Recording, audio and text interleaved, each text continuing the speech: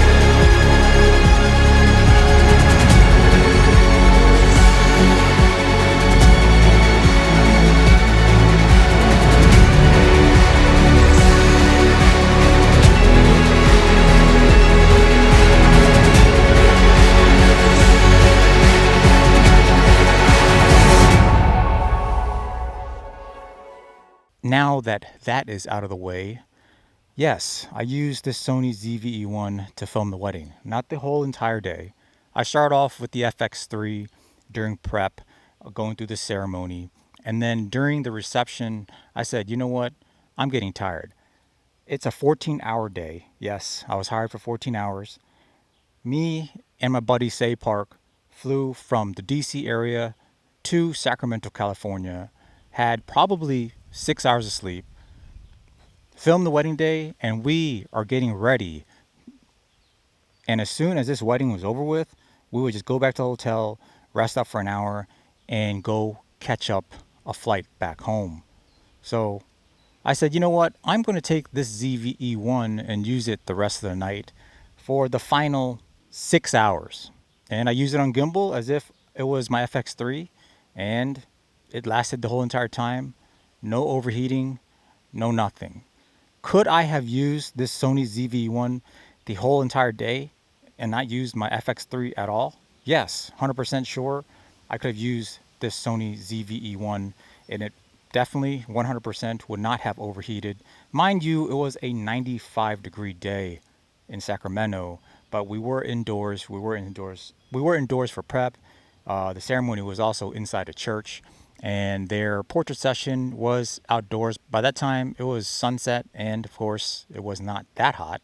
But again, no overheating symbol, no overheating whatsoever in the Sony ZVE1. So during the reception, it was just using this combo, the Tamron 20 to 40 on the Sony ZV-E1 4K 60 on a DJI RS3 gimbal, and it worked great. It was very light, and it is a very welcome change for someone, and it's a very welcome change for my body from lugging around an FX3 with the cage on the gimbal and something like this, tiny and light. And it was just freeing, it was great to not have to carry the load. And when I say that I'm confident this camera will last all day, it's because I also took this camera to go fishing. I was filming some content for my fishing channel, and I said, you know what? This is probably going to test the overheating of the Sony ZV-E1. And it was 85 degrees, sunny, and I let it sit on a tripod for well over 15 minutes at a time, checking on it periodically. My GoPro on my chest overheated, and my Sony ZVE1 was still going strong. It was not overheating at all, not even a symbol. Of course, I was only filming 4K 24 10-bit 422, but usually on a tripod, who actually films in 4K 60? And the only question mark about this camera for weddings is probably as a tripod camera for a ceremony. Let's say you're in California or Florida and it's a 100-degree day, and you have to set up the Sony ZV-E1 as angle cameras for your ceremony. That means it's probably going to sit there for at least a half an hour, possibly in the sunlight, shooting 4K 24. Will it last? I don't know. What I am confident about is you could probably do the typical, make sure the screen is open, maybe pop the battery door, but you could also easily buy one of these fans I'm going to show you right now and attach it to your camera, and I'm sure your Sony ZVE1 will last you the duration of the ceremony shooting 4K 24. So now you're looking at a $2,200 camera plus the fan for like $2,260 total.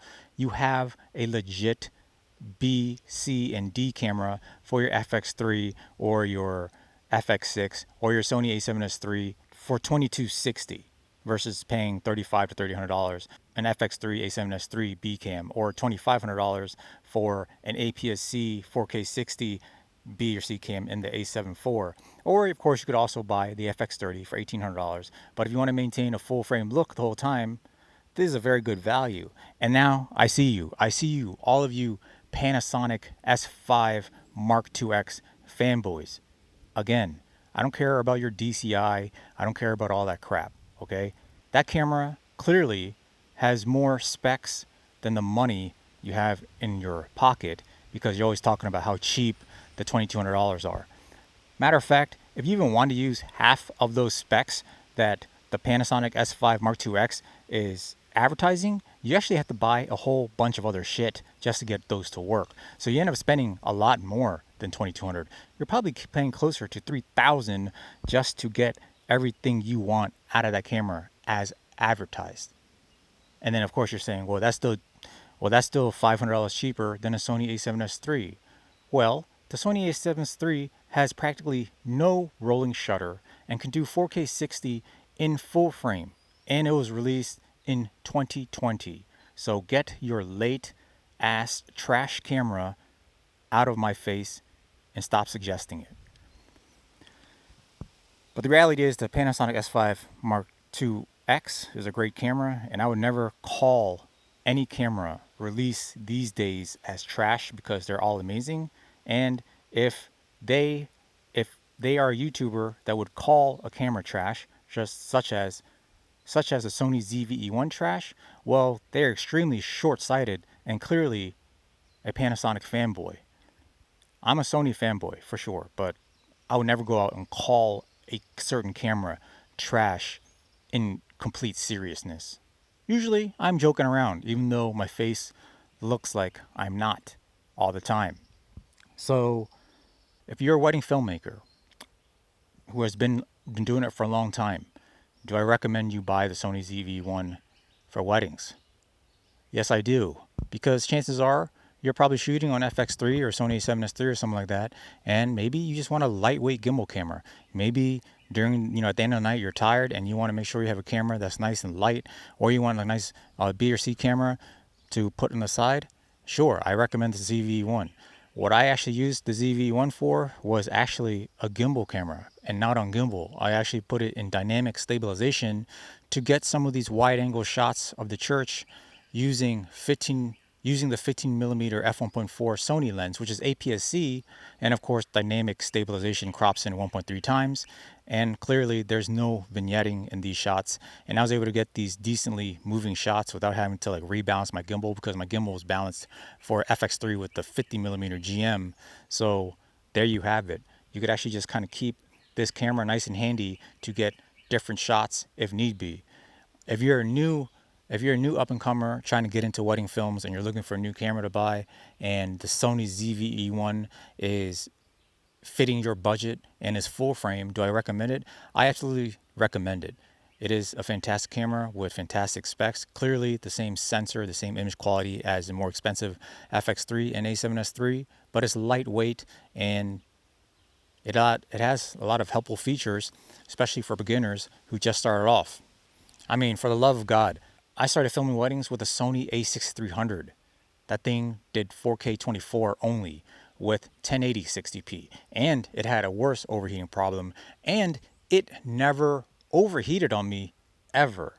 Granted, I live in the DC, Maryland, Virginia area, meaning I have all 4 seasons. I have spring, summer, fall, winter, so it doesn't get as ball stickingly hot as like Texas or Florida. So you live in Texas or Florida, you might want to rethink that. But again, I think if you bought one of those little $60 portable fans, you should be able to make do. And if need be, just shoot 1080 24p and the camera will likely not overheat. And the 1080 quality in this camera is fantastic, based, as I've mentioned before, in my other videos. Anyways, guys, that is all for today. And if you look beyond all of the marketing and tube doucher hoopla that has gone on about the Sony ZV-E1, it's an amazing camera, and in my opinion, at an amazing value, and still the only camera $2,200 and under that can do 4K 60 10-bit 422 using the full sensor and does not have rolling shutter. This technology was released in 2020, and no other camera is able to do this at this price range. No other camera can even do this at the $3,800 price range, other than the Sony a7S III and the FX3. So there you have it. Until next time, lighten up. Hi man, that the Sony ZVE1? Yeah, this is a Sony ZVE1. Bought it with my own money. Oh my god, that camera, it track. I don't know what you're talking about, man. Small, compact, and lightweight. Perfect for vloggers, perfect for traveling. This camera's fantastic. Same sensor as the Sony a7S III FX3. If you want to be the best, if you want to be professional, if you want to be award-winning, $2,200, you need to get the Panasonic S5 Mark II-X. Bro, the Panasonic S5 Mark II-X is a great camera, but the Sony ZV-E1 is marketed towards a specific type of content creator. The Panasonic S5 Mark II-X have better cinematic feature, DCI 4K, 6K recording opening rate. Dude, I'm a videographer for a living. I don't even need all that, yet alone a basic content creator. Let me show you. Bro, I thought you were gonna show me some footage. You show me a spec sheet? It's because I have no money. Buy my How to Be a Cinematic Filmmaker Without Camera Masterclass. Only $29.99.